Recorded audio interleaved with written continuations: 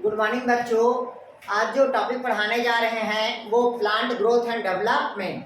कल मैं आप लोग को बताया था कि प्लांट ग्रोथ क्या होता है। तो प्लांट ग्रोथ बताया था कि किसी भी बीज में सर्वप्रथम क्या होता है, अभी आपका सीड कोट होगा और सीड कोट जिस जगह पे एब्सेंट होगा उस जगह को हम क्या कहते हैं बताया था, माइक्रोपाइलर बताया था। उसी माइक्रोपाइलर से कोई भी जो ड्राई सीड होगा वो वाटर का और ऑक्सीजन को क्या करेगा, एब्जॉर्ब करेगा। तो सीड कोट क्या हो जाएगा, फूल जाएगा और फूलने के पश्चात क्या हो जाएगा, फटेगा। और जैसे ही फटेगा तो एम्ब्रियो क्या करेगा, उसका जर्मिनेशन करेगा। तो जर्मिनेशन करने के पश्चात नया प्लांट का क्या करेगा, वो निर्माण करेगा। इसके बाद बताया था मैं आप लोग को जर्मिनेशन बताया था। कितने प्रकार के जर्मिनेशन बताया था, 3 प्रकार के। जमीन के ऊपर अगर कार्टिलिडन गया तो क्या कहलाया, इपीजियाई जर्मिनेशन। अगर कार्टिलिडन जमीन के अंदर चला गया तो हाइपोजियाई जर्मिनेशन। और मदर सेल से लगा हुआ अंकुरण होगा क्या कहलाएगा, वो विविपैरी जर्मिनेशन होगा। क्लियर है था कि। फिर बताया था कि जो प्लांट ग्रोथ होता है वो जनरली रूट अपेक्स पे होता है और दूसरा क्या होता है, शूट अपेक्स होगा। बट रूट अपेक्स के ऊपर पे रूट कैप पाया जाता है। रूट कैप किसका बना होता है ये बता दिया था, कैलेप्ट्रोजन और डिट्रोकैलेप्ट्रोजन। क्योंकि रूट कैप में शांत कोशिका होता है जबकि शूट कोशिका में शांत कोशिका नहीं होता। क्लियर है तक कि। दोनों का जो एनाटॉमी की अगर बात करें एपिकल की, तो दोनों के एनाटॉमी को मैं पढ़ा दिया हूँ आप लोग को। क्यों? क्योंकि उसमें रूट अपेक्स होता है, दूसरा क्या होता है, शूट अपेक्स। तो हैंस्टिंग का बताया था मैं आप लोग को पहले, एपिकल सेल थ्योरी का बता दिया था, ट्यूनिका कार्पस का बताया था आप लोग को। क्लियर है। इसमें डर्मेटोजन, पेरिब्लेम और फ्लीरोम ये डिवाइड कर दिया था कि एपिडर्मिस किसका बना होता है, डर्मेटोजन। कार्टेक्स किसका बना होता है, तो पेरिब्लेम का। और जो वास्कुलर बंडल जो पीथ होता है वो किसका बना रहेगा बताया था आप लोग को, फ्लीरोम का। ये दोनों का मैं आप लोग को बता दिया था। आज जो पढ़ाने जा रहे हैं वो प्लांट ग्रोथ है। क्या है, प्लांट ग्रोथ मतलब पौधे का वृद्धि। तो देखिएगा कोई भी प्लांट का जो ग्रोथ होता है वो मेटाबोलाइज्म के दौरान होगा। मेटाबोलाइज्म मीन्स उपापचय। उपापचय के दौरान ही क्या होता है, प्लांट का ग्रोथ होता है। तो जो मेटाबोलाइज्म होगा वैसे कौन सा कोशिका अंग में होता है, मेटाबोलाइज्म की क्रिया कौन से कोशिका में होती है, माइटोकॉन्ड्रिया में। क्यों? क्योंकि मेटाबोलाइज्म की 2 प्रोसेस होती है। पहला क्या होगा, एनाबोलिज्म। सेकंड क्या होगा, कैटाबोलिज्म। तो छोटे छोटे अणु मिलके क्या बनेगा, बड़ा अणु। 2 प्रोसेस क्या कहलाया, एनाबोलिज्म। किससे संबंधित रहेगा, तो फोटोसिंथेसिस से। किससे संबंधित रहेगा, फोटोसिंथेसिस से। दूसरा क्या होगा, कैटाबोलिज्म। अब कहता है जो बड़ा अणु है वो छोटे छोटे अणु में क्या होगा, टूटेगा। तो टूटेगा क्या कहलाया, कैटाबोलिज्म। किससे संबंधित है, तो रेस्पिरेशन से। और दोनों क्रिया एक साथ हो रहा है क्या कहलाते हैं, वो मेटाबोलिज्म। जब मेटाबोलिज्म हो गया तो अब उसकी सेल पे क्या होगा, वृद्धि होगा। तो सेल की आकार में वृद्धि होगा, सेल की साइज में ग्रोथ होगा, सेल की लॉन्गिट्यूडनल मतलब लेंथ में ग्रोथ होगा, उसका व्यास में वृद्धि होगा। मतलब कुल मिला के पूरे होल प्लांट बॉडी पे क्या होना, ग्रोथ होना, वो कहलाता है प्लांट ग्रोथ कहलाता है। क्लियर हुआ। अब जो प्लांट ग्रोथ होता है उसकी कुछ अवस्था होती है। तो पहला अवस्था लिखिए आप लोग, पहला सेल फॉर्मेशन। पहला लिखिएगा सेल फॉर्मेशन।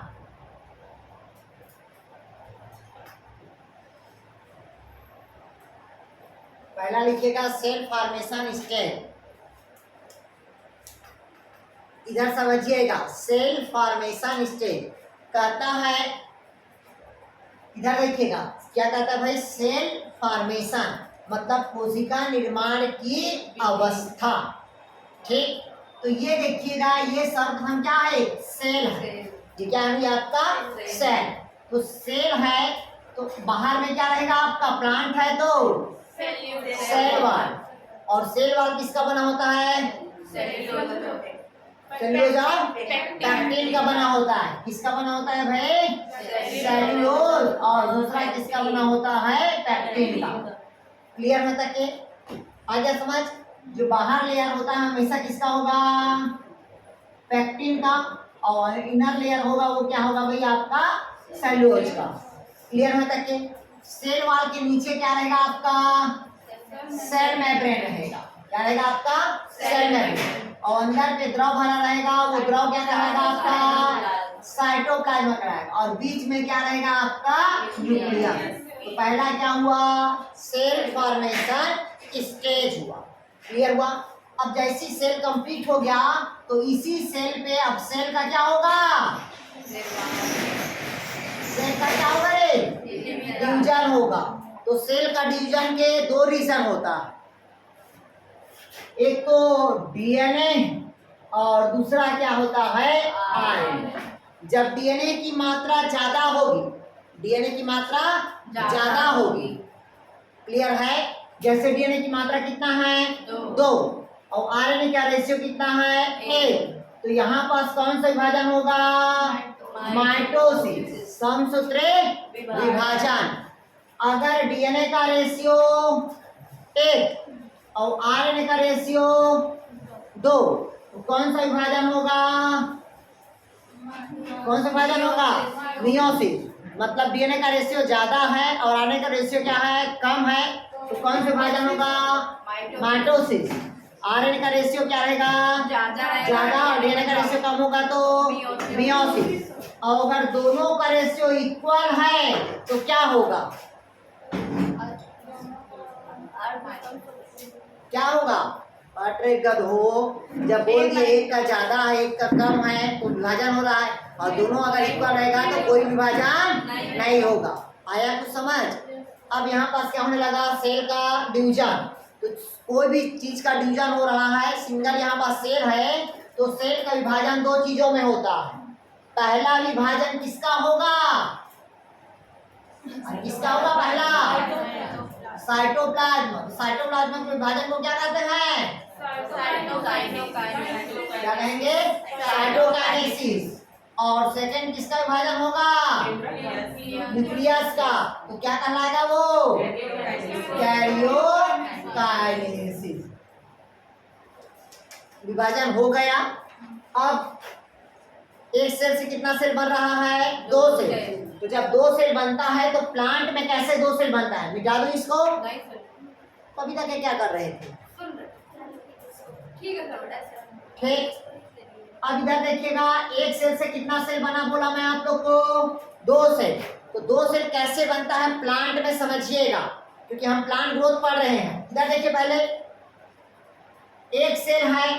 अब इस सेल के बीच में सर्वप्रथम प्लेट का फॉर्मेशन होगा। किसका फॉर्मेशन होगा? प्लेट का, जिसको हम क्या कहते हैं? सेल प्लेट कहेंगे।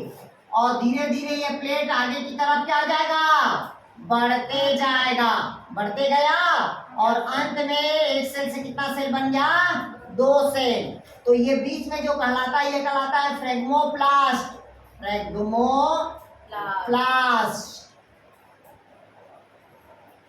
और इसी को कहते हैं, जब 2 सेल एक दूसरे से अलग हो जाएगा तो दोनों पे जो भोज्य पदार्थ का जो आदान प्रदान करेगा तो 2 प्लांट कोशिकाओं के बीच में डेस्मेटा पाया जाता है, जिसको क्या कहते हैं? प्लाज्मोडेस्मेटा। और प्लांट सेल में कभी भी विभाजन होगा तो अंदर से कहाँ होगा?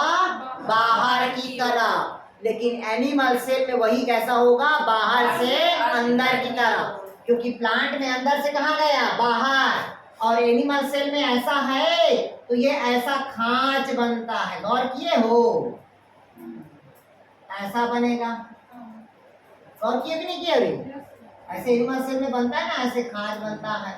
नहीं किए गौर? यार आया समझ? तो एनिमल सेल में क्या होता है? डेस्मोसोम का निर्माण होगा। और प्लांट सेल में क्या होगा भाई? आपका प्लाज्मोडेस्मेटा। पहला क्या समझ आया? सेल का फॉर्मेशन। दूसरा लिखिएगा सेल का इलोंगेशन।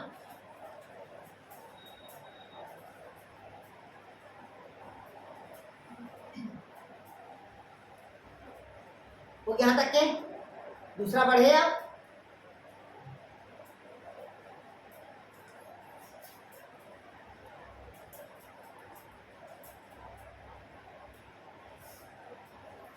आगे बढ़े आपने? दूसरा लिखिएगा सेल इलांगेशन फेज। दूसरा कौन सा फेज करता है भाई? Cell elongation phase. और गाड़ी डिक्की में है हमारा। दूसरा कौन सा करता है अभी आपका? Cell elongation phase. इधर समझिए भाई,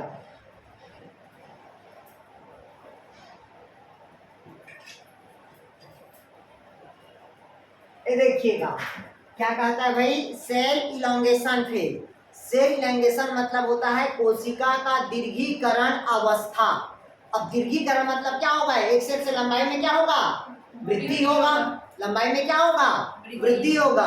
तो जब लंबाई में वृद्धि होगा तो क्या कहलाएगा? सेल का इलांगेशन। ये देखिएगा जैसे ये एक सेल था रे, एक सेल था ना, बीच में प्लांट सेल में क्या होता है? वैक्यूल्स होता है। ये है कि नहीं है यार? नहीं है, समझ आ? एक सेल था, अब लंबाई में ऐसे बढ़ेगा तो ऐसा होगा ना सेल यार। आया कि नहीं आया? तो ये सेल का क्या हुआ? इलांगेशन। तो कोई भी जो सेल का जो इलांगेशन होती है उसकी कितनी अवस्था होती है? 3 अवस्था। क्योंकि आप लोग पढ़े होंगे प्लांट ग्रोथ की 3 अवस्था होती है। एक टाइम के समय के अनुसार लेंथ में क्या होगा? वृद्धि होगा। ये देखिएगा इस प्रकार के वृद्धि होगा, ठीक, जिसको हम क्या कहते हैं? सिग्माइड ग्रोथ बोलते हैं। क्या बोलेंगे? Sigmoid growth. क्योंकि ध्यान समझिएगा, ग्रोथ की बात करें तो ग्रोथ हमेशा सिग्माइड होगा। ग्रोथ हमेशा क्या होगा? सिग्माइड, मतलब एस फेज में होगा। ग्रोथ ना जनसंख्या वृद्धि, जनसंख्या मतलब समझते हो? Population growth. इसमें इंडिविजुअल ग्रोथ हो रहा है। इसमें कैसा ग्रोथ हो रहा है? Individual growth. जब इंडिविजुअल ग्रोथ होगा तो हमेशा कौन सा ग्रोथ होगा?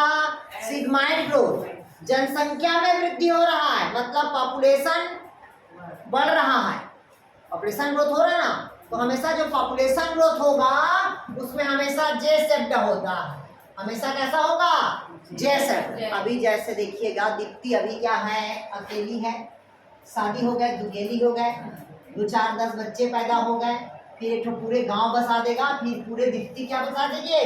शहर बसा देंगे। नहीं है समझ? तो उसकी जनसंख्या दिन प्रतिदिन क्या हो रहा है? बढ़ती जा रही है, संख्या में वृद्धि हो रहा है। तो जहाँ संख्या में वृद्धि होगी वहां कौन सेप्ट होगा? जे सेप्ट। अब आपसे पूछा पॉपुलेशन के ग्रोथ में कौन सा कर्व बनता है? जे सेप्ट। अगर इंडिविजुअल प्लांट का ग्रोथ होगा तो कौन सेप्ट बनेगा? एस, मतलब सेगमेंट। अब जो ग्रोथ होता है वो कैसे होता है इधर समझिए, ठीक। अब जो प्लांट का सेल का इलांगेशन होती है उसकी 3 अवस्था होती है। कितने अवस्था होगा? 3 अवस्था। इधर समझिएगा, पहला जब आप छोटी थी, जब आप क्या थी? छोटी थी, कुछ नहीं जानती थी, तो कौन सा अवस्था में थी? लेट फेज में। अचानक बड़ी हो गई तो घर वाले को शक होने लगा कि अब शादी कर दिया जाए, तो कौन सा अवस्था में आ गया? Long phase. अब बुढ़ापा आ गया और शरीर पे ग्रोथ होगा क्या? नहीं होगा, तो कौन सा फेज हो जाएगा? Stationary phase. आया समझ रहे? तो ये इस प्रकार का सेल का क्या होता है? इलांगेशन का फेज होता है। तीनों फेज होगा। केवल सिग्माइड ग्रोथ के लिए होता है, इंडिविजुअल के लिए। जनसंख्या भी बोला तो हमेशा जे शेप्ड होगा। क्लियर हुआ यार? आया कुछ समझ? जैसे आप लोग देखिए जब छोटे बच्चे रहे होंगे तो आपकी जो वृद्धि होगी वो धीरे धीरे हुआ, लेकिन जैसे ही आप लोग 9th 10th में आए तो पता नहीं कैसे कितना अचानक बॉडी पे ग्रोथ होने लगा, ठीक। तो वो कौन सा होगा? Long phase. और अंत में आप शरीर का ग्रोथ हो रहा है क्या? नहीं हो रहा। देखो ये कैसे दिख रही है, स्टेबल कंडीशन पे आ गई। अब इसके शरीर पे ग्रोथ नहीं होने वाला है। कि ग्रोथ होगा, लंबाई में होगा क्या? डायमीटर बढ़ेगा। नहीं आया समझ? क्यों सुमन? डायमीटर बढ़ सकता है, लेंथ तो नहीं बढ़ सकता है। क्लियर हुआ ना? तो ये क्या होता है? वो अभी कौन से फेज में आ गए हो आप लोग? स्टेशनरी फेज में। आया कुछ समझ गया? नहीं आया?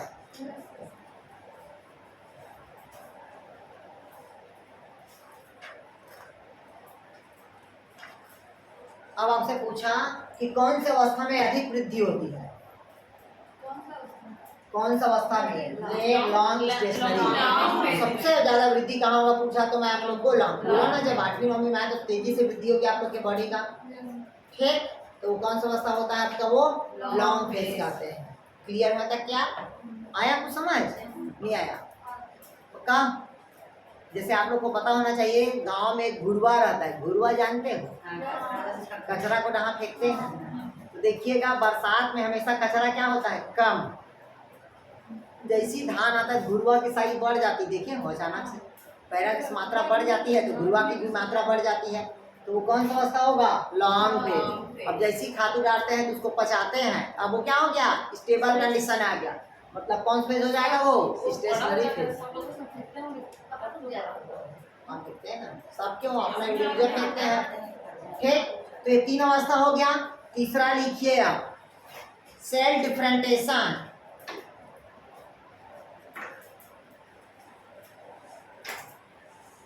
तीसरा लिखिए सेल का डिफरेंटेशन। तीसरा क्या कहता है अभी आपका? Cell differentiation.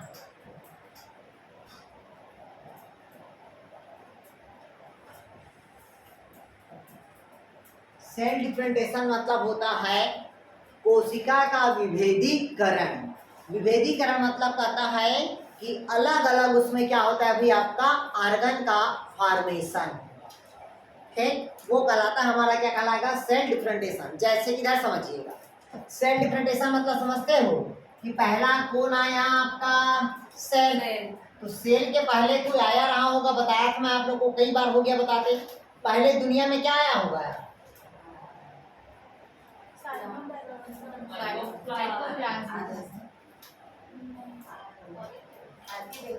पहले क्या होगा? एटम। फिर दूसरा क्या बना होगा?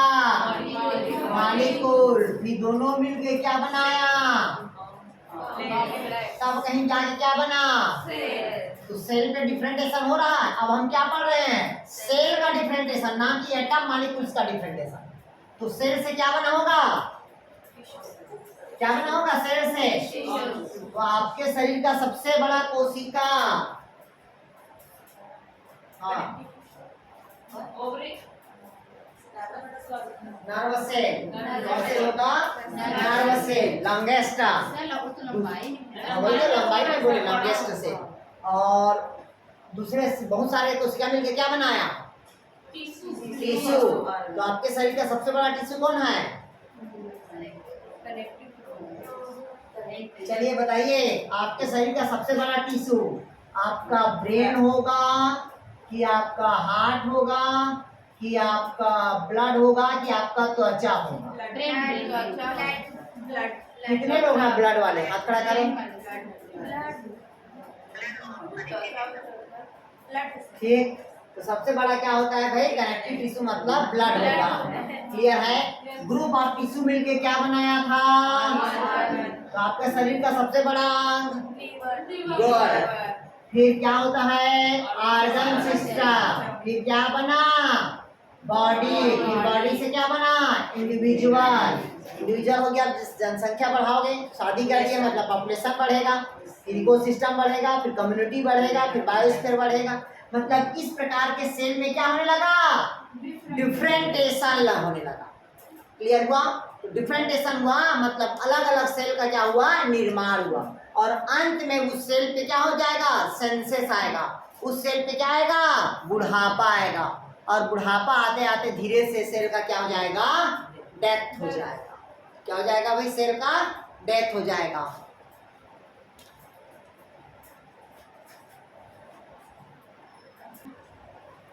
इधर देखिएगा, अपन पढ़ा रहे थे, क्या पढ़ा रहे थे भाई? Cell differentiation. मतलब सेल डिफरेंटेशन मतलब क्या होता है? कोशिका का अलग अलग क्या होता है? अंग का निर्माण होगा। जैसे कि मैं आप लोग को बताया सेल, सेल से क्या बना आपका टिश्यू, टिश्यू से क्या बना आपका ऑर्गन, और क्या बना फिर आपका ऑर्गन सिस्टम। फिर एक पूरे प्लांट बॉडी का क्या हुआ आपका निर्माण हुआ, जिसमें रूट लीफ स्टेम का क्या हुआ आपका निर्माण हुआ। तो ये कहलाता है सेल का क्या कहलाएगा भी आपका डिफरेंटेशन, और इसी को कहते हैं मैच्यूरेशन फेज कहते हैं। क्या कहते हैं भाई इसको, मैच्यूरेशन फेज। मैच्यूरेशन फेज मतलब होता है परिपक्वन अवस्था। जब मैच्यूरेशन फेज होगा तभी प्लांट बॉडी में क्या होगा भाई, सेकेंडरी ग्रोथ होगा। अगर जब तक सेल पे मैच्यूरेशन नहीं होगा तो सेल पे ग्रोथ नहीं होगा। जैसे कि अभी देखिए आप लोग के बॉडी पे क्या हुआ, सेल का डिफरेंटेशन हुआ, ठीक। फिर अंत में अब आप लोग का बुढ़ापा आने वाला है, मतलब क्या होगा वो सेंसेस अवस्था हो गया, जिढ़ावस्था हो गया। कौन सा अवस्था होगा, सेंसेस मतलब जिढ़ावस्था, एंजिंग अवस्था, और अंत में हमारे बॉडी के क्या हो जाएगा, डेथ हो जाएगा। तो ये कहलाता है आपका, कौन सा कहलाता है, मैच्यूरेशन फेज। इससे क्वेश्चन पूछता है कि स्टेम हेयर का फॉर्मेशन या रूट हेयर का निर्माण कौन सी अवस्था पे होता है, तो कौन सी अवस्था पे होता है, तो मैच्यूरेशन फेज में। परिपक्वन अवस्था में स्टेम का हेयर का निर्माण होगा, और आपका क्या होगा भी आपका मतलब रूट हेयर का निर्माण होगा। क्लियर हुआ था क्या, चलिए वो यहाँ तक के लिख लिए आप, लिखिए आप। अब कहता है ग्रोथ, मतलब अब इसको ग्रोथ को प्रभावित करने वाले क्या होते हैं, कारक होगा। तो केवल कितने कारक होगा बताया मैं आप लोग को, दो ही कारक, एक तो होगा आपका एक्सटर्नल और दूसरा क्या होता है आपका इंटरनल। जैसे कि मान लीजिएगा ये बच्ची नहीं पढ़ पा रही है, उसका दो रीजन, एक तो इसकी स्वयं की प्रॉब्लम है मतलब इंटरनल फैक्टर है, और दूसरा इसके घर वाले फैक्टर, मतलब वो घर वाले क्या हुआ, एक्सटर्नल फैक्टर, मतलब क्या है, कारक है। तो केवल प्रकृति में दो ही कारक होते हैं, एक तो बाह्य कारक और दूसरा क्या होता है, आंतरिक कारक। तो इसी कारक में से पहला जो है एक्सटर्नल कारक, वो तापमान। कौन सा कारक है भाई, तापमान। जैसे आपको पता होगा कि जो टेम्परेचर होती है, क्या होगा भाई, टेम्परेचर किसके, प्लांट के ग्रोथ के लिए जो एक्सटर्नल फैक्टर है, कौन सा फैक्टर कहता है, एक्सटर्नल फैक्टर, बाह्य कारक। उसमें से पहला कौन होगा, टेम्परेचर। कोई भी पौधे के लिए 4 डिग्री सेल्सियस से लेकर कितना डिग्री सेल्सियस, 45 डिग्री सेल्सियस तक क्या होता है, संपादित होगा। मतलब इस बीच में प्लांट का क्या होगा, ग्रोथ होगा, ठीक। अगर इसे टेम्परेचर क्या होगा, अगर ज्यादा होगा, इससे टेम्परेचर क्या होगा, ज्यादा होगी, तो प्लांट की ग्रोथ की क्रिया क्या हो जाएगी, रुक जाएगी। मतलब उस प्लांट में मेटाबॉलिज्म का प्रोसेस नहीं होगा। क्लियर होता तक क्या। फिर कहता है, फिर आप लोग को पता होना चाहिए, अगर लो टेम्परेचर रहेगा तो प्लांट का ग्रोथ नहीं होगा, लो टेम्परेचर रहेगा तो होगा, तो क्या नहीं होगा, मतलब प्लांट का ग्रोथ नहीं होगा यार। क्लियर हुआ। अब आपको पता होगा कि पुष्पन के क्रिया के लिए क्या होते हैं, वर्नेलाइजेशन होता है। वर्नेलाइजेशन मतलब समझते हो, बसंतीकरण। अभी देखिए कभी बसंतीकरण बहुत ज्यादा हो रहा है, मतलब समझ रहे हैं, बसंतीकरण मतलब वर्नेलाइजेशन। आपको जिस सीजन में फल चाहिए उस सीजन में फल आपको मिल जाएगा, जिस सीजन में आपको खीरा चाहिए उस सीजन में आपको खीरा मिल जाएगा। तो वो क्या कहलाता है, वर्नेलाइजेशन, बसंतीकरण। इसका मतलब समझते हो कि किसी भी प्लांट को जो छोटे दिन वाला है उसको क्या कर देते हैं, बड़ा दिन, और बड़ा दिन वाले को क्या कर देते हैं, छोटा दिन कर देते हैं। तो यही प्रोसेस क्या कहलाता है, वर्नेलाइजेशन। जिस सीजन में जब चाहिए आपको फल प्राप्त हो जाएगा, तो ये कहलाता है वर्नेलाइजेशन। लेकिन अभी जो प्राप्त होता है, बहुत सारे जो फल प्राप्त होते हैं वो स्टोरेज का है। कहाँ का है, वो स्टोर का है। क्लियर है, जहाँ पास होता है क्या, कोल्ड स्टोरेज। कोल्ड स्टोरेज मतलब समझते हो, कभी भी प्रकृति में कोई भी चीज को कोल्ड स्टोर में रखोगे, मतलब ठंडे जगह पे रखोगे, तो कभी भी वही चीज खराब नहीं होता। कोल्ड स्टोर मतलब वही होता है ठंडा तापमान। क्या उसमें गुण पाए जाते हैं, कोई भी चीज जैसे स्टोर कर रखें हाँ। उसमें जो गुण है वो धीरे धीरे धीरे धीरे कम होता है, तब का नियम। कितना दिन तक रखेंगे? ठीक, वो कई साल तक के रख सकते हैं कोल्ड स्टोरेज में, 2 साल 3 साल तक के। बाहर से बस दिखते रहेगा, अंदर कुछ हाँ, नहीं। अंदर भी रहता है, अच्छा सॉलिड रहता है, लेकिन वो जो टेस्ट रहता है वो नहीं आता है, वो कोल्ड स्टोरेज टेस्ट है। और क्वालिटी कम क्लियर है? जैसे हमारे घर में करते हैं, मतलब अधिकतर भाटा पारा ले जाते हैं कोल्ड स्टोरेज में। ठीक है, जैसे अभी हमारे घर में देखिएगा चना तीखा वाला है, तो पूरी इतना बड़ा बड़ा चाट में गोदाम हमारा, वो चारों पैक कर देते हैं, चारों तरफ से पूरे पॉलीथीन से ढक देते हैं। तो वो क्या होता है, कोल्ड स्टोरेज का क्या करता है, वो काम करता है वो। क्लियर हुआ? नहीं आया समझ? ठीक, तो ये क्या कहलाता है, वर्नलाइजेशन, बसंतीकरण। जिस सीजन में आपको फल चाहिए उस सीजन में आपको प्राप्त हो जाएगा। तो उसी प्रकार से कहता है कि पौधे के पुष्पन के लिए एक मिनिमम तापमान की क्या होती है, आवश्यकता होती है, तभी वो पौधे में पुष्पन की क्रिया होगा। क्योंकि पौधे में पुष्पन क्रिया के लिए कौन सा हार्मोन जिम्मेदार होता है, फ्लोरिजन हार्मोन। और फ्लोरिजन हार्मोन का सिंथेसिस कहाँ होता है, स्टेम में। कहाँ सिंथेसिस होता है, स्टेम में। जब स्टेम में सिंथेसिस होगा तभी बड बनेगा, और बड से क्या बनेगा, फ्लावर का फॉर्मेशन होगा। तो क्लियर हुआ? पहला कौन कारक हुआ, टेम्परेचर। दूसरा कारक लिखिएगा लाइट।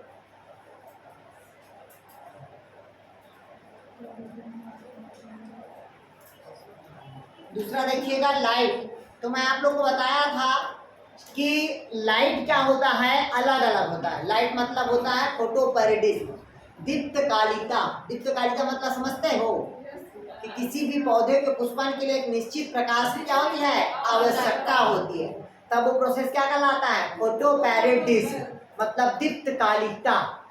ठीक, तो उसी प्रकार से किसी भी पौधे को क्या होता है, प्लांट ग्रोथ के लिए प्रकाश की क्या होती है, आवश्यकता होती है। लेकिन पौधे के मतलब बीज के अंकुरण के लिए प्रकाश की आवश्यकता नहीं होती, जबकि प्लांट की ग्रोथ के लिए प्रकाश की आवश्यकता होती है। जर्मिनेशन के लिए आवश्यकता नहीं होती। किसके लिए आवश्यकता होगी, तो प्लांट की ग्रोथ के लिए।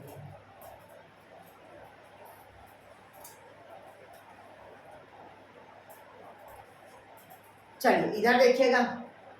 अब मान लीजिएगा, इधर देखिएगा, अब कोई भी पौधे में अगर लाइट क्या मिलेगा, कम मिलेगा, तो जब लाइट कम मिलेगा तो उसके बॉडी पे क्या होता है, ग्रोथ होगा क्या, नहीं होगा।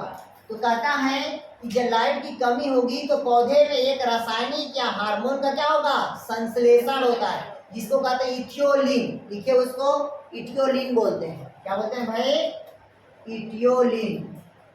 इसको अंडरलाइन करके लिखिएगा, थोड़ा सा लिखिएगा। प्रकाश की अल्प अवस्था की स्थिति में, लिखिएगा, प्रकाश की अल्प अवस्था की स्थिति में इथियोलिन नामक यौगिक का संश्लेषित होता है। अल्प अवस्था में इथियोलिन नामक यौगिक का संश्लेषित होता है।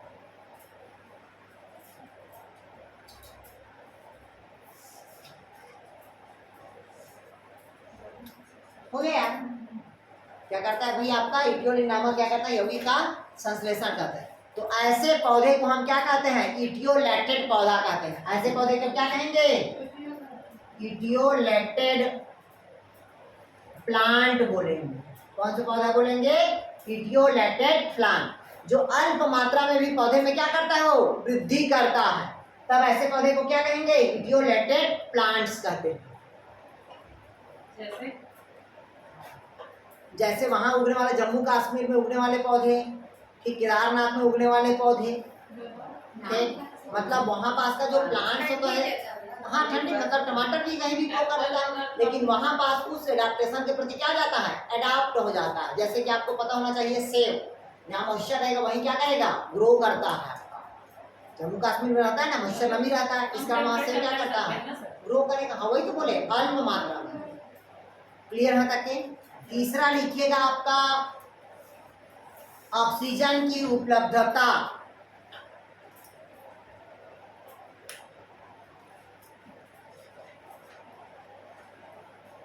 इधर देखिएगा, ऑक्सीजन की क्या कहता है भाई, उपलब्धता।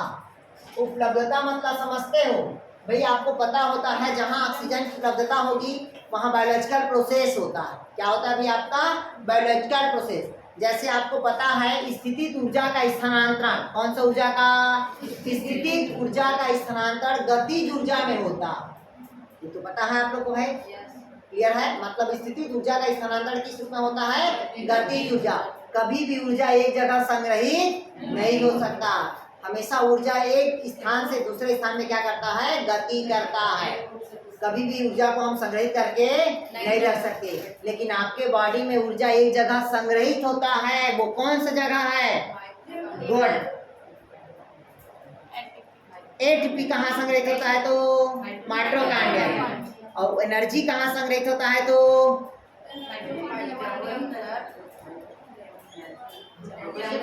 लीवर पे। अधिक मात्रा में जो ग्लाइकोजन होगा, ठीक, यह समझ, एक ऊर्जा एटीपी के रूप में संग्रहित होता कहाँ, माइटोकॉन्ड्रिया में। यह है समझ, आया तो समझ। एटीपी नहीं है ग्लाइकोजन, ग्लाइकोजन प्रकार क्या है, एनर्जी है, ऊर्जा देता है। आया समझ, जो लीवर में संग्रहित होगा। अब एटीपी कहाँ संग्रहित है, तो माइटोकॉन्ड्रिया। ये पता होना चाहिए। तो सर जैसे हम तो बेसिक माइटोकॉन्ड्रिया को ऊर्जा का घर बोलते हैं। हाँ, माइटोकॉन्ड्रिया को कोशिका का पावर हाउस कहा जाता है। माइटोकॉन्ड्रिया में बनता है। हाँ, आया समझ, क्योंकि माइटोकॉन्ड्रिया में बनता है। और जो ग्लाइकोजन स्टोर होता है, एनर्जी, वो लीवर पे स्टोर होता है। और लीवर पे अधिक मात्रा में क्या रहता है, तो माइटोकॉन्ड्रिया होता है, 1600 होता है। और लीवर ये एक ऐसा शरीर का अंग है जिसमें रीजनरेशन होता है। आया समझ। और रीजनरेशन होने का कारण बताया था मैं, क्यों होता है रीजनरेशन, कौन सा कैप्सूल पाया जाता है, ऊपर सेल का काम होता है फेगोसाइट, बैक्टीरिया इसको मारता है। कौन सा सेल है, ग्रीवंसन की कैप्सूल। क्लियर हुआ, चलिए। ऊर्जा के रूप में संग्रहित होता है माइटोकॉन्ड्रिया, लेकिन ग्लाइकोजन एनर्जी है, लीवर पे संग्रहित। लीवर के अंदर सेल के अंदर माइटोकॉन्ड्रिया बनता है, लीवर के। ठीक, चलिए हो गया। तीसरा क्या पढ़ाया, ऑक्सीजन की उपलब्धता। चौथा लिखिए वाटर सप्लाई। ऑक्सीजन की उपलब्धता बता दिया ना, जितना अधिक ऑक्सीजन रहेगा उतना अधिक मात्रा में स्थितिज ऊर्जा को गतिज ऊर्जा में क्या करेगा, कन्वर्ट करेगा। अब लिखिएगा वाटर सप्लायर।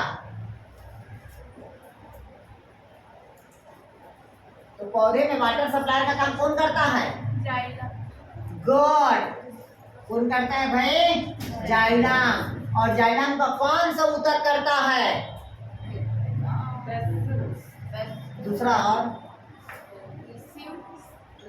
पहला स्ट्रैकेट और दूसरा वैसा। क्लियर है, जो वाटर का क्या करता है, सप्लाई करता है। और टाइलोसिस का निर्माण किसमें होगा,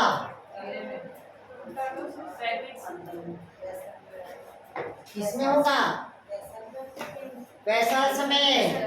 किसमें होगा, वेसल्स में, ठीक है। और जिम्नोस्पर्मिक प्लांट में वेसल्स क्या रहेगा, एब्सेंट रहेगा, लेकिन कुछ जिम्नोस्पर्मिक प्लांट में वेसल्स क्या रहेगा, प्रेजेंट। कौन सा प्लांट है, गुड। पहला नीटा, दूसरा इफेड्रा, तीसरा वेल्चियाना। सब पढ़ाया हूँ, फिर कैसे भूल जाते हैं हम आप लोग यहाँ। क्लियर है था क्या, तो ये वाटर सप्लायर का काम कौन करता है, आपका जाइलम। और जाइलम यूनिडायरेक्शनल होगा कि मल्टी डायरेक्शनल होगा, हमेशा यूनिडायरेक्शनल, नीचे से ऊपर। क्लियर है, लेकिन फ्लोएम क्या होगा, मल्टी डायरेक्शनल, मतलब ऊपर से नीचे, नीचे से ऊपर और साइड, तीनों जगह। वो मल्टी होता है, नहीं है समझ। प्रकाश संसर्ग कर रहा है तो पौधे से ऊपर आया तो नीचे, ठीक, नहीं है समझ। सूखा बीज है तो अंकुरण करेगा तो नीचे से ऊपर, और ब्रांच में जाएगा तो साइड पे। हाँ, वो फूड मटेरियल ट्रांसफर करता है, नीचे जल से ऊपर ले जाता है, नीचे काम से ऊपर। क्लियर है था क्या, चलिए। अब अगला कहता है आपका, अब देखते हैं इंटरनल फैक्टर। ये कौन सा फैक्टर हुआ हमारा, एक्सटर्नल फैक्टर। अब देखते हैं इंटरनल फैक्टर। तो इंटरनल फैक्टर कौन कौन होता है, इसको लिखिएगा। आंतरिक कारक बोलते हैं, तो पहला लिखिए आंतरिक कारक में ग्रोथ प्रोमोटिंग हार्मोन। पहला क्या होगा भाई? Growth promoting hormone.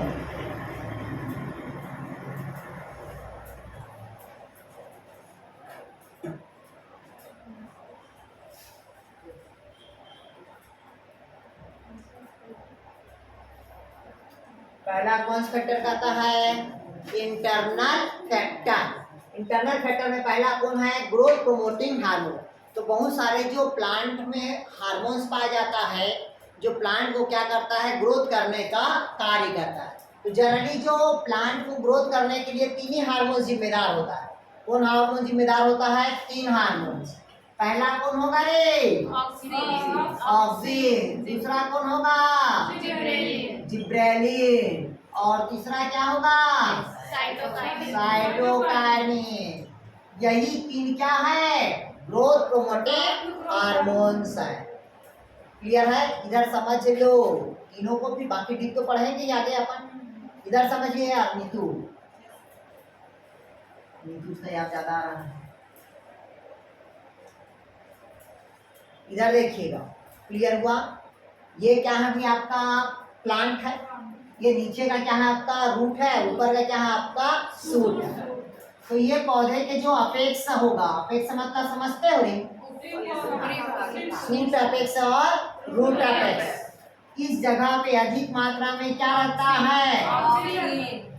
ऑक्सीजन रहता है। जो अपेक्ष का क्या करता है? ग्रो करता है। आपके घर में बरगद पीपल का पेड़ है घर में? छोटा सा गमला पे पूजा तो करती होगी, ठीक? तो उसके अपेक्ष कैसे तोड़ देना, जब भी फुकरी आएगा तोड़ देना, और तोड़ने के पश्चात उसकी लेंथ बढ़ेगी क्या?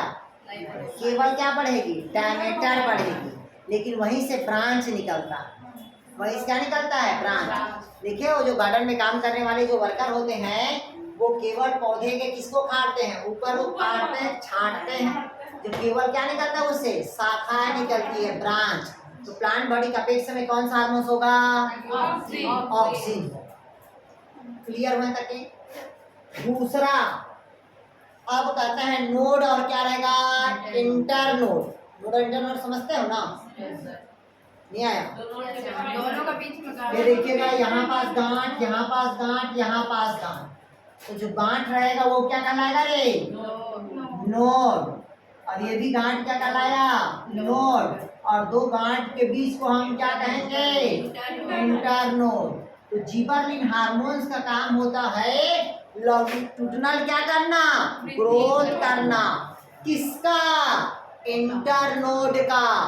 इसका लंबवत वृद्धि करता है, इसका। आया समझ? पत्ता गोभी देखे हो ना? और पत्ता गोभी देखे नहीं देखे? नीतू नहीं देखे होगे तो आप ही देख लो।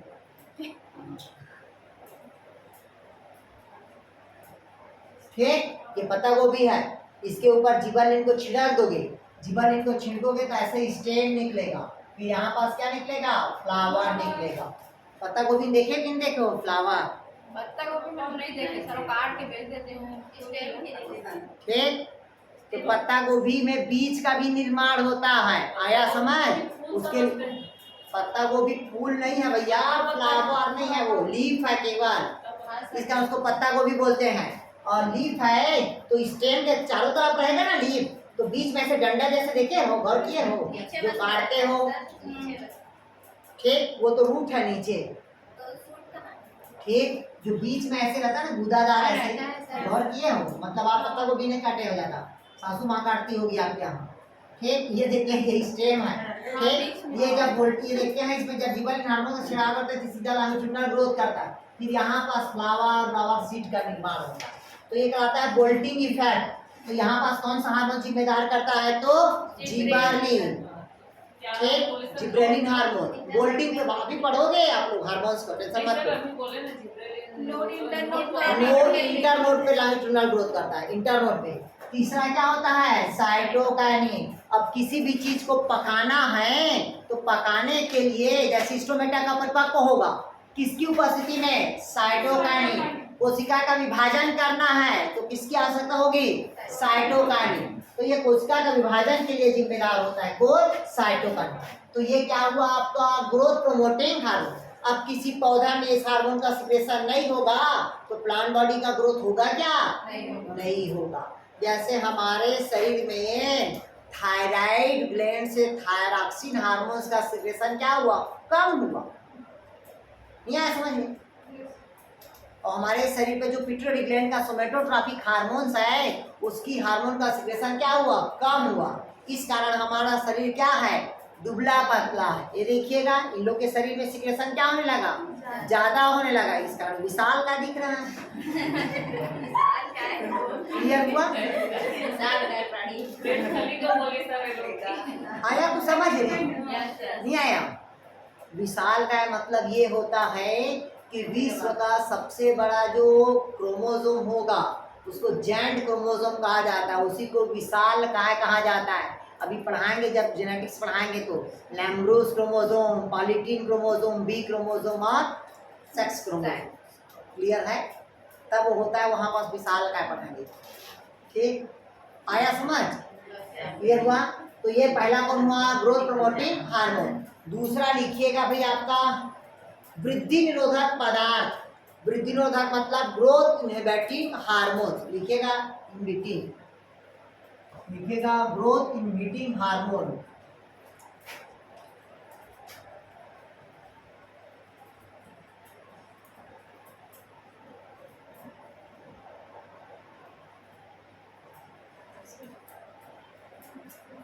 दूसरा कहता है growth inhibiting hormone. Growth inhibiting मतलब समझते हो कि पौधे की प्लांट ग्रोथ को रोकने वाला हार्मोन्स। तो जो निरोधक का काम करेगा वो क्या होगा? Growth inhibiting hormone. तो केवल दो ही हार्मोन्स है जो इनहिबिटिंग का काम करता है। ठीक, पहला होता है एब्सिसिक एसिड, पढ़े हो ना ADA, एब्सिसिक एसिड। और दूसरा होता है आपका क्रोमोरिन, क्रोमोरिन। ये दोनों हार्मोन्स होता है जो प्लांट ग्रोथ को क्या करता है? रोकता है। इस कारण इसको क्या कहते हैं? इनहिबिटिंग हार्मोन्स बोलते हैं। इसी में होता है मैलिक हाइड्रोजाइड। क्या होता है भाई? मैलिक हाइड्रोजाइड। ठीक, ये क्या करता है? ग्रोथ इनहिबिटिंग हार्मोन्स का काम करता है। जैसे कि आपकी सहेली क्या काम करता है? अपने पैर को खींचता है, आपके पैर को, कि ग्रोथ इनहिबिटिंग मतलब वो काम मत करो, ये काम मत करो। ये समझ आ? तो क्या है? ग्रोथ इनहिबिटिंग हार्मोन्स है। आया समझ? और कुछ समय के लिए जरूरी भी रहता है। जैसे आपके मम्मी पापा क्या है? ग्रोथ इनहिबिटिंग हार्मोन्स है कि बेटा ये काम को नहीं करना है, बेटी ये काम को नहीं करना है, ये गलत है। आया समझ? तो बच्चे वही काम को करते हैं। नहीं आया समझ? जैसे हमारा बच्चा है वो कान पकड़ लेगा, पापा पापा दोबारा गलती नहीं करूँगा, सॉरी पापा, हमेशा बोलेगा और वो गलती करेगा ही बार बार। आया समझ? नहीं आया? तो ये क्या कहलाता है? Growth inhibiting hormone. तो ये हो गया आप लोग का प्लांट का क्या हुआ अभी आपका ग्रोथ। अब देखते हैं ग्रोथ रेट, वृद्धि दर, कि अब हमारा जो ग्रोथ कैसा होता है। तो यहाँ से क्वेश्चन पूछता है क्योंकि अर्थमेटिक ग्रोथ और जियोमेट्रिक ग्रोथ होता है, यहाँ क्वेश्चन बनता है। वही दो ग्रोथ है ना? हाँ सर, ये अवस्था में है। अवस्था खत्म। अवस्था कितना पढ़े? 3 पढ़े ना? पहला सेल फॉर्मेशन, दूसरा सेल इलॉन्गेशन, तीसरा सेल डिफरेंटेशन। कारक पढ़ लिए। अब क्या पढ़ेंगे? ग्रोथ का रेट। ग्रोथ रेट मतलब समझते हो? इधर पहले बेसिक चीज समझिएगा। ग्रोथ रेट ये देखिएगा, सिंपल समझिएगा। ये मम्मी और ये क्या है? पापा। दोनों बीच में शादी हुआ। दोनों बीच में क्या हुआ? शादी हुआ। तो शादी हुआ तो एक बेटी पैदा हुई। क्या हुआ? बेटी पैदा हुई। और इस बेटी का शादी कर दिए दूसरे घर पे। दूसरे घर पे शादी किए ना, तो अब उसके फैमिली का ग्रोथ हो रहा। आपके फैमिली का ग्रोथ क्या हो गया? रुक गया। तो ये कौन होगा? अर्थमेटिक ग्रोथ होगा। जियोमेट्रिक दोनों तरफ ग्रोथ होगा तब वो क्या कहलाएगा? जियोमेट्रिक ग्रोथ होगा। क्लियर हुआ? कौन सा ग्रोथ होगा भाई आपका? Geometric growth. तो अब हेडिंग डालिएगा ग्रोथ रेट। हेडिंग डालेंगे आप लोग ग्रोथ रेट।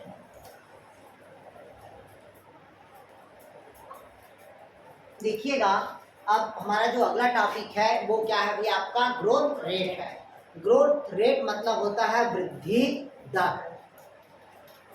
जैसे कि हम किसी चीज को पढ़ते हैं तो बोलते हैं आज उसकी दर पे ग्रोथ हुआ। जैसे सिलेंडर की भाव आज क्या हो गया, बढ़ गया बोलते हैं, तो वो क्या हुआ, ग्रोथ रेट बढ़ा। जैसे म्यूचुअल फंड बोलते हैं ना, म्यूचुअल फंड में जैसे ग्रोथ रेट क्या हो गया, अचानक से बढ़ गया, अचानक से क्या हो गया, ग्रोथ रेट में कमी हो गया। तो जब ग्रोथ रेट होता है तो अलग अलग होता है। हो सकता है ग्रोथ रेट एक ही दिशा पे हो, या ग्रोथ रेट हो सकता है दोनों दिशा पे हो।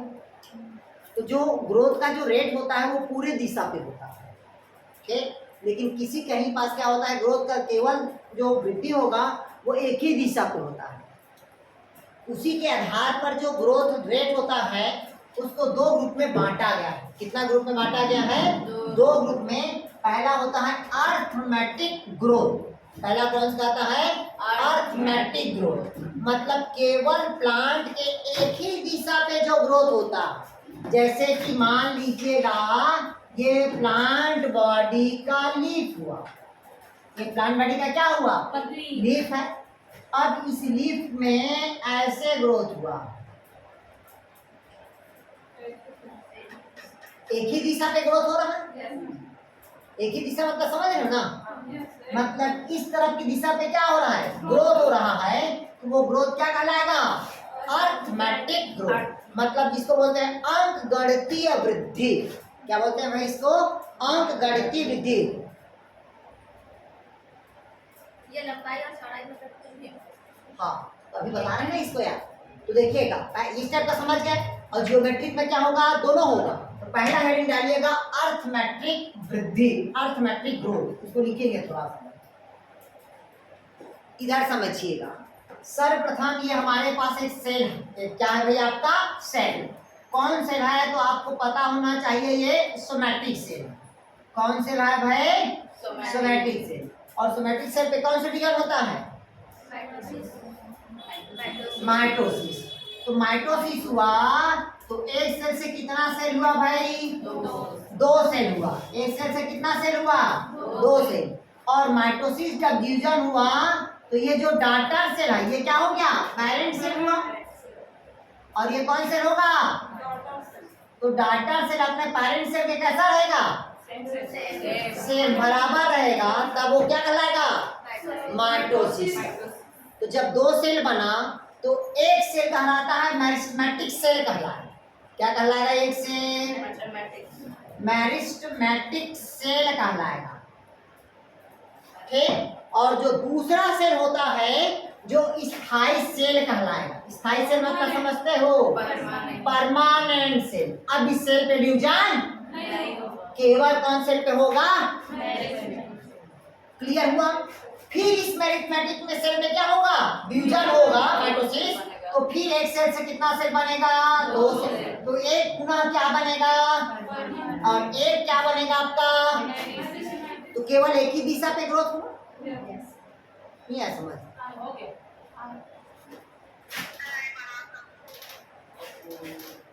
ध्यान से समझिएगा माधुरी।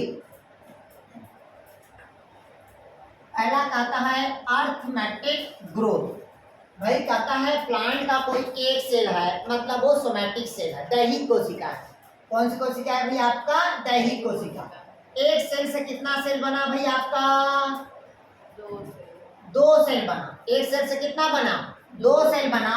ये दो सेल बना कि नहीं बनाया, तो एक जो सेल था वो क्या था आपका, परमानेंट सेल बन गया। और जो सेकेंड सेल था वो क्या बन गया भाई आपका, मेरिस्टेमेटिक सेल बन गया। क्लियर हुआ था क्या, आ गया समझ। एक सेल से कितना सेल बना, दो सेल। कौन सा विभाजन हुआ बोला मैं आप लोग को, माइटोसिस। अब पूरा इस सेल में क्या होगा, विभाजन होगा। तो अब यहाँ पास दो है ना यार, एक और दो, ये तो परमानेंट सेल बन गया। ये क्या हुआ, मेरिस्टेमेटिक। तो एक सेल से कितना सेल बनेगा, दो सेल। तो पुनः ये क्या होगा, परमानेंट सेल बनेगा। और ये क्या होगा, मेरिस्टेमेटिक सेल। तो दो से कितना बन गया रे, चार कैसे बनेगा गधों, तो दो से दो ही तो बनता है। दो से दो ही बन रहा है रे। दो से बनेगा। अरे गधों इधर समझिए, ये एक सेल से कितना सेल बना, दो सेल बना। तो पहला लाइन में दो हुआ है अब इसमें से ए कितना बनेगा? 2 बना ना, तो 2 बना तो एक परमानेंट सेल बना और दूसरा क्या होगा? मैरिथमेटिक सेल। तो ये सेल तो ऑलरेडी है, तो 3 सेल हुआ रे। इस सेल पे पुनः डिवीजन हुआ तो 2 सेल बना, तो ये परमानेंट बना, ये क्या हुआ? मैरिथमेटिक। तो 4 सेल बना, ये 3 परमानेंट हो गया, ये क्या हुआ? मैरिथमेटिक। पुनः इस सेल पे डिवीजन हुआ, एक सेल से कितना सेल हुआ?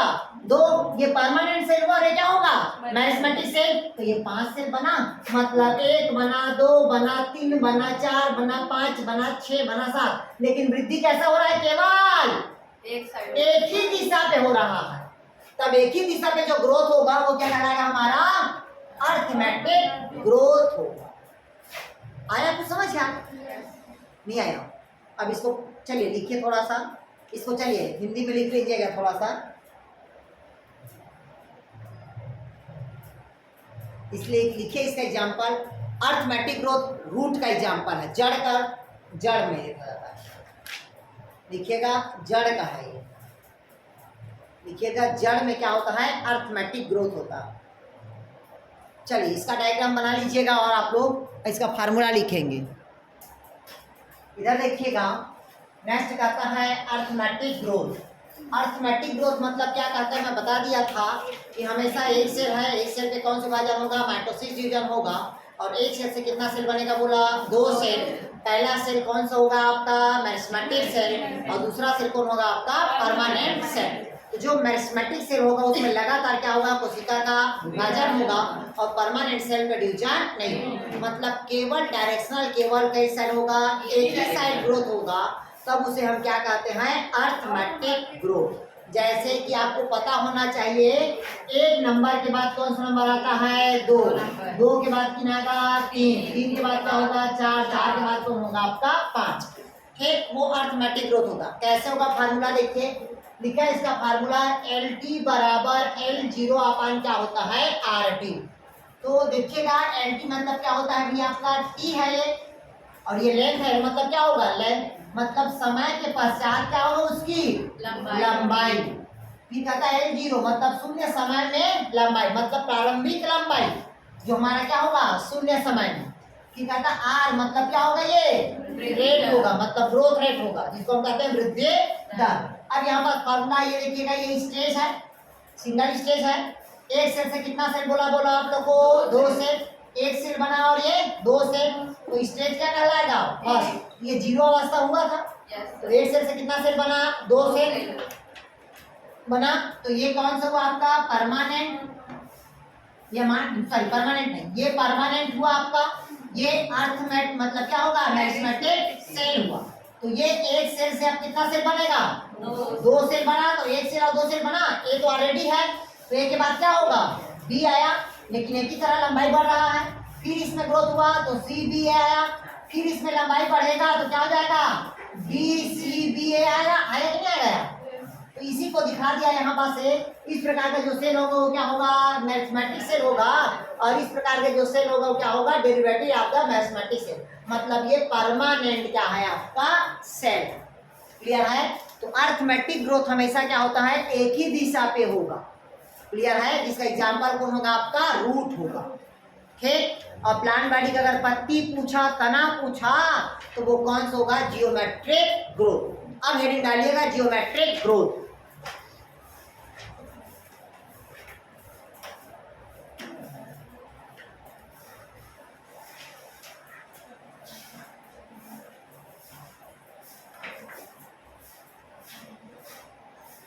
अब हेडिंग डालिएगा आप लोग जियोमेट्रिक ग्रोथ। सर तो इसमें फॉर्मूला से क्वेश्चन निकालने के देते हैं क्या? नहीं देते, किस टाइप से क्वेश्चन है? डायरेक्ट क्वेश्चन पूछता है। मान लो अगर पूछ भी दिया, ठीक, फार्मूला में अगर पूछ दिया कि इतना ग्रोथ हुआ, इतना हुआ, तो कितना ग्रोथ होगा, ठीक, कुछ नहीं करना, दोनों को माइनस करना है। जो दिया रहेगा वो रेशियो, और जो एक दूसरा रेशियो रहेगा, दोनों को माइनस करो तो वही उसका क्या होगा? आपका अर्थमेटिक ग्रोथ होगा। क्लियर? एग्जाम्पल देता है कि ऐसा कौन सा प्लांट है जिसमें अर्थमेटिक ग्रोथ होता है। तो प्लांट के बहुत सारे भाग दिए रहेंगे, केवल अपने को कौन सा भाग देखना है? तो रूट वाला भाग देखना है। क्लियर मतलब क्या? दूसरा देखिएगा आपका जियोमेट्रिक ग्रोथ।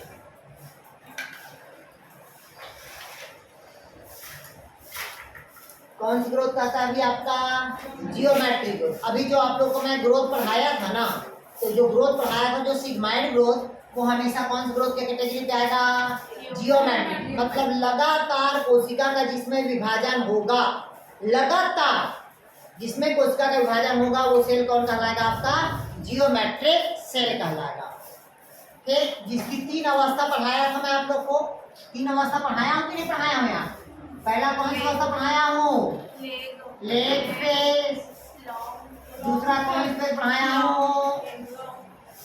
Long phase. और तीसरा कौन पढ़ाया हूँ? Stationary phase.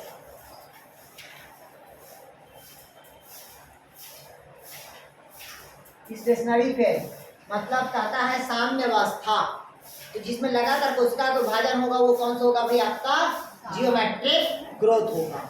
ठीक, जिसमें दोनों दिशा पे होगा। जैसे एग्जांपल में दिया हुआ है, यहाँ पा सकते हैं, जिसमें इधर समझिएगा जियोमेट्रिक ग्रोथ मतलब ही देखिएगा, जैसे एक सेल हुआ ना, तो एक सेल से कितना सेल होगा रे? 2 सेल हुआ। एक सेल से कितना सेल हुआ? 2 सेल। अब 2 से कितना होगा? 4 होगा। 2 से कितना होगा? 4 होगा। कितना होगा? 4। और 4 से कितना होगा? 8 होगा। और 8 से कितना होगा? 16। तो दोनों तरफ ग्रोथ हो रहा है। नहीं आया समझ? आ रहा कि नहीं आ रहा भाई? नहीं आ रहा क्या यार? दोनों दिशा पे ग्रोथ हो रहा है, तब ये ग्रोथ क्या कहलाएगा भाई? हमारा जियोमेट्रिक ग्रोथ होगा। तो ये हमेशा जनन कोशिका पे होता है। कौन सी कोशिका पे होता है? जनन कोशिका पे। क्लियर है? जनन को समझते हो? Generative cell.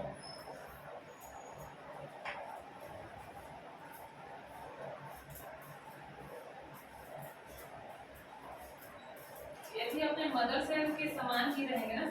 हाँ, और इसमें अब इसका फार्मूला देखिए, इसका परिभाषा देखिएगा।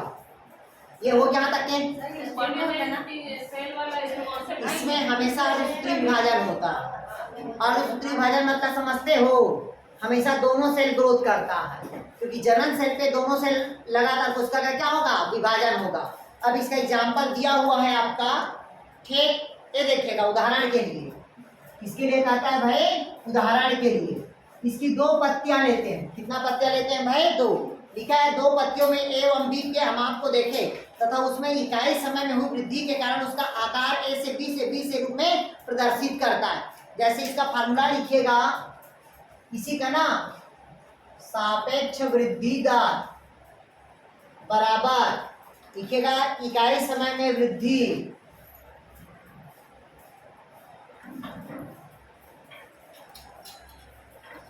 इकाई समय में वृद्धि बटे आरंभिक अमाप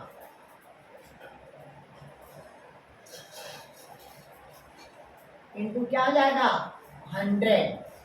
अब हम कितना पौधा लेते हैं? 2 पौधा। ये देखिए 2 पौधे पत्ती लेते हैं। एक पौधे का पत्ती ये हुआ और एक ये पौधे का पत्ती हुआ। 2 पौधे का पत्ती लिए लिए कि नहीं लिए? इसका जो लेंथ दिया हुआ है 10 सेंटीमीटर दिया हुआ है। कितना सेंटीमीटर दिया इसका? 10 सेंटीमीटर। और इसका कितना दिया है? 55 सेंटीमीटर। कितना सेंटीमीटर? 55 सेंटीमीटर। ठीक, ध्यान समझिएगा। ये सापेक्ष वृद्धि दर बराबर क्या होगा? इकाई समय में वृद्धि अपान आरंभिक अमाप इंटू क्या हो जाएगा? 100 हुआ। क्लियर है? जैसे कि 2 लीफ दिया हुआ है, एक लीफ ये हो गया, दूसरा लीफ क्या होगा? बी। अब इस बी लीफ में ज्यादा वृद्धि होगा क्या? वृद्धि हो रहा है, लेकिन वो सापेक्ष से ज्यादा वृद्धि नहीं होगा। लेकिन ये वृद्धि तब तक होते रहेगा जब तक कि बी के बराबर ना हो जाए। बोला ना सापेक्ष, उसके बराबर वृद्धि ना हो जाए तब तक वो क्रिया नहीं रुकेगी। ठीक, इसी में फार्मूला है, इसको लिखिएगा फार्मूला बराबर लिखिएगा पत्ती की सापेक्ष वृद्धि दर, लिखिएगा पत्ती की, इसको पहले लिख देता हूं मैं आप लोग के सामने, इसको भी समझाता हूं यार। इधर देखिएगा, ये आपका जियोमेट्रिक ग्रोथ का क्या है, आपका फार्मूला है।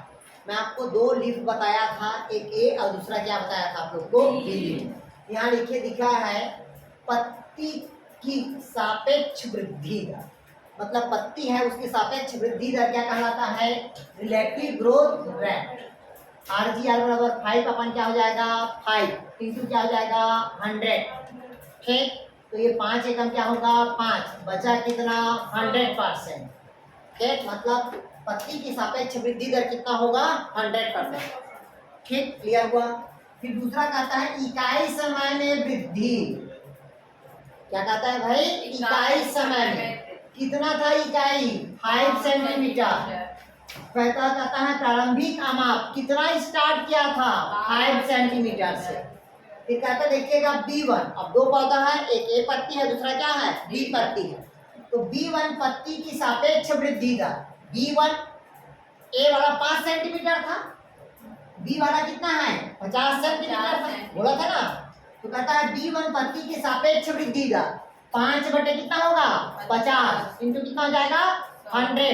तो देखिएगा अब एकम क्या हो जाएगा, कटेगा, एक जीरो काट गया, एक जीरो काट गया, 5 एकम 5, तो कितना परसेंट आया 10% इकाई हुआ। किसका हुआ B1 का। जितना दिया रहेगा उतना पर फार्मूला में लगाना रहेगा। दूसरा कहता है, अब देखिएगा जब 10% हुआ तो कहता है इकाई समय में वृद्धि कितना था 5 सेंटीमीटर।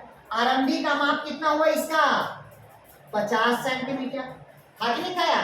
अब कहता है A1 की, A1 में पत्ती की सापेक्ष वृद्धि दर कितना हुआ 100%, क्योंकि 5 बटे क्या था 5 है, तो कितना हुआ 100%। जबकि B1 पत्ती की सापेक्ष वृद्धि दर कितना हुआ 10%। अब आपको जितना दिया रहेगा उतना आपको करना रहेगा। नहीं है समझ।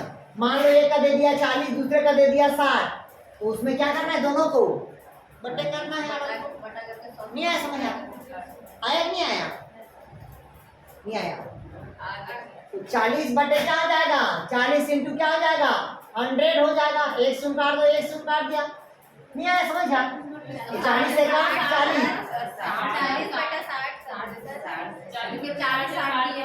करेंगे। अरे हो आरंभिक दर। सर आरंभिक दर क्या है, माप क्या है। अब मान लीजिए आरंभिक दर वहां पास कितना हुआ 40 हुआ, ठीक, आरंभिक दर क्या हुआ 40 और इकाई समय में जो वृद्धि हुआ वो कितना हुआ 60 हुआ। ठीक है, तो दोनों का क्या करना है डिवाइड करना है अपने को। नहीं है समझा। मतलब एक का 100% होगा, जो सापेक्ष वृद्धि दर होगा ना वो 100% रहेगा। बाकी जो सेकंड रहेगा, क्योंकि आपको पता है कि एक का साइज क्या है छोटा है और एक का साइज क्या है बड़ा है, तो इसकी जो ग्रोथ होगा वो 100% ग्रोथ होगा। नहीं आया समझ, आया कि नहीं आया। इसकी ग्रोथ क्या होगा 100% ग्रोथ होगा, लेकिन इसकी ग्रोथ क्या होगा 10% होगा। तभी अंत में बुढ़ापा आते आते इसका क्या हो जाएगा वो इक्वल होगा, बराबर। आया समझ।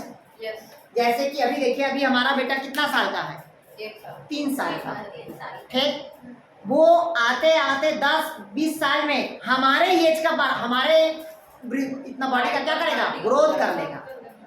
नहीं आया समझ। तो हमारी तुलना मतलब हमारे तुलना में उसकी ग्रोथ क्या हुआ ज्यादा हुआ, तो 100% उसके बॉडी में क्या हुआ ग्रोथ हुआ, लेकिन हमारे बॉडी में कितना परसेंट ग्रोथ हुआ 10%। आया कुछ समझ रहे, अभी भी नहीं आया। ऐसे समझ में आ गया, पर ये फार्मूला एक बड़ा हो ही गया है तो उसको ज्यादा नहीं बस जो बड़ा सेल है उसमें ज्यादा ग्रोथ नहीं होगा, जो छोटा सेल है उसमें ज्यादा ग्रोथ होगा। तो वही कहलाता है आपका क्या जियोमेट्रिक ग्रोथ, क्योंकि सापेक्ष दोनों तरफ पे ग्रोथ हो रहा है। ठीक है, चलिए अब अगला हेडिंग डालते हैं अपन आप लोग। अब हेडिंग डालिएगा प्लांट ग्रोथ हार्मोन्स। देखिए आप लोग प्लांट ग्रोथ हार्मोन्स,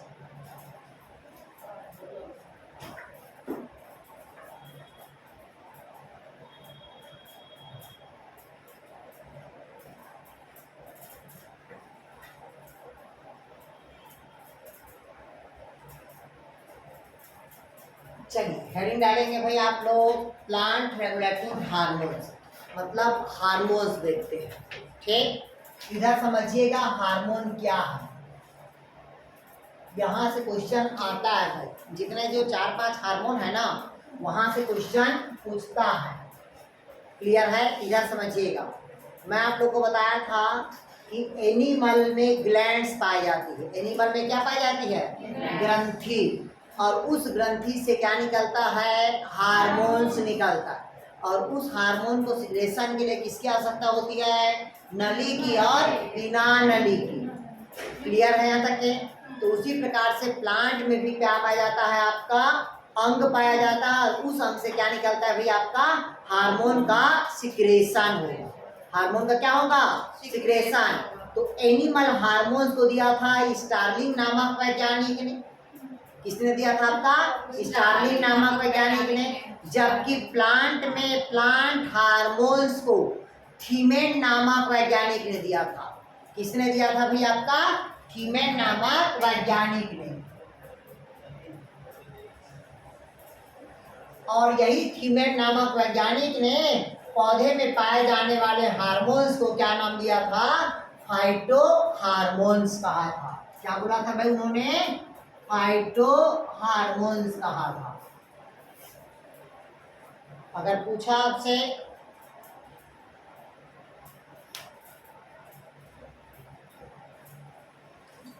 अब इधर समझिए।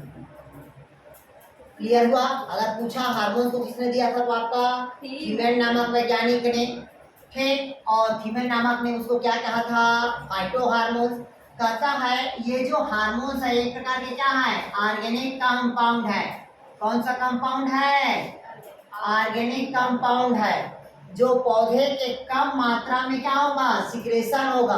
और अपने टारगेट कोशिकाओं को क्या करेगा? वो इंडिकेट करेगा। कौन सी कोशिकाओं को इंडिकेट करेगा? टारगेट कोशिकाओं को। ध्यान से समझिएगा भाई। इसका सिक्रेशन पौधे में क्या होगा? कम मात्रा पे होगा।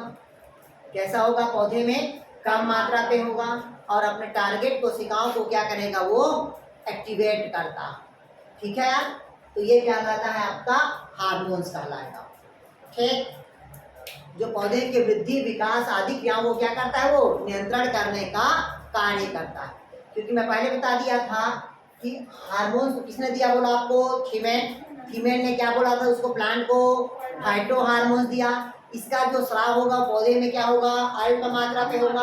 और अपने टारगेट कोशिकाओं को क्या करेगा? ये इंडिकेट करता है। और पूरे प्लांट बॉडी के होल पार्ट्स में क्या होगा भाई? आपका ग्रोथ होगा।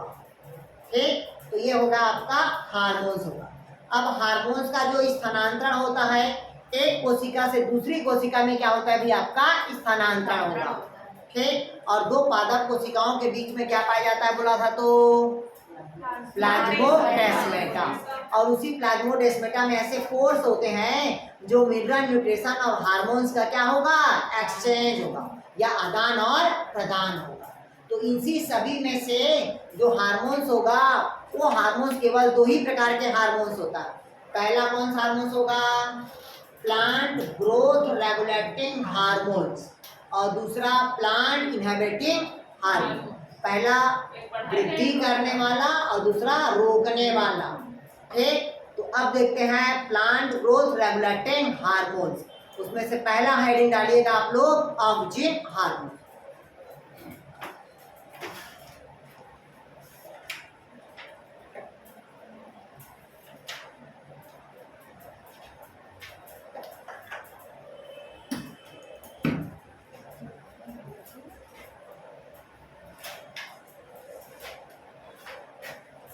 चलिए ध्यान समझेंगे। यहाँ क्वेश्चन आता है, हम पहले बता रहे हैं जितने हार्मोन से गिने चुने हार्मोन है और गिने चुने हार्मोन से केवल 1 से 2 क्वेश्चन आता ही है। कंफ्यूज नहीं होना है।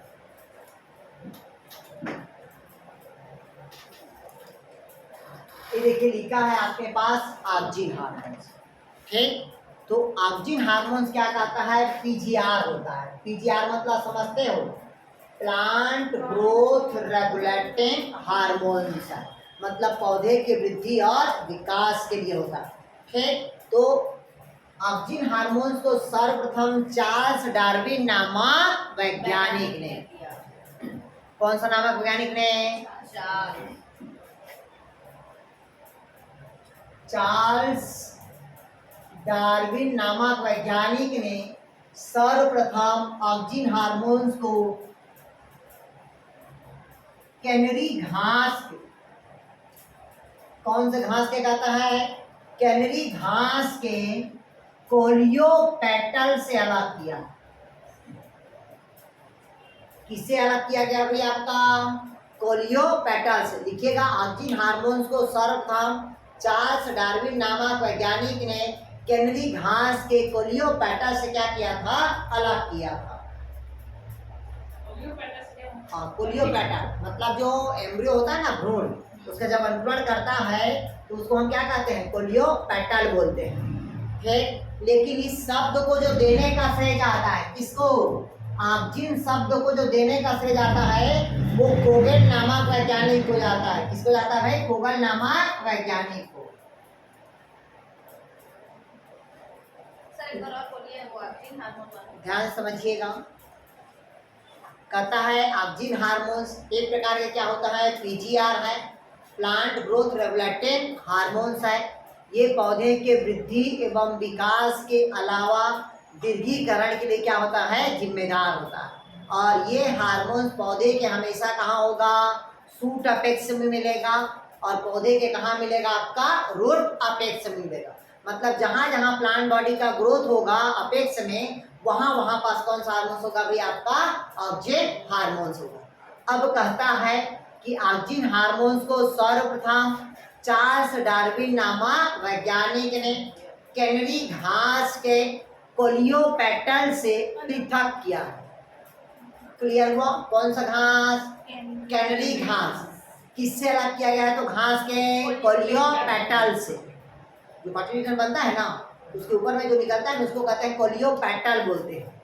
जो पौधे का अपेक्स होता है उसको हम कहते हैं ऑक्सिन हार्मोन। क्या अपेक्स में रहता है? कि किसने अलग किया? तो चार्ल्स डार्विन ने। कौन सा घास पूछेगा तो कैनरी घास। और इस ऑक्सिन शब्द को जो देने का श्रेय जाता है वो कोगेल नामक वैज्ञानिक को जाता है। किसको जाता है भी? आपका कोगेल नामक वैज्ञानिक को। क्लियर हुआ? अब इसका जो सिक्रेशन होगा वो अल्प मात्रा पे होगा और अपने टारगेट कोशिकाओं को क्या करेगा? ये इंडिकेट करता है। अब इसके बहुत सारे क्या होते हैं? आपका एक्सपेरिमेंट है। किसका एक्सपेरिमेंट है? आपका ऑक्सिन का एक्सपेरिमेंट। एडिंग डालिएगा, ऑक्सिन का एक्सपेरिमेंट। और ये कैसा ग्रोथ करता है? तो केवल प्लांट बॉडी के अपेक्स में रहता है। प्लांट बॉडी के कहाँ होगा? अपेक्स में। इसमें बहुत कम दिया है, आप तो बुक लाने वही तो भूल गया। इधर देखिए, प्लांट के क्या कहता है भी? आपका अपेक्स में होता है। क्लियर होता क्या? आ गया समझ? इसको कल पढ़ाई की बेसिक समझा दे आज, इसमें कम दिया है। ठीक है, तो कल पढ़ाएंगे इसको ऑक्सिन हार्मोन।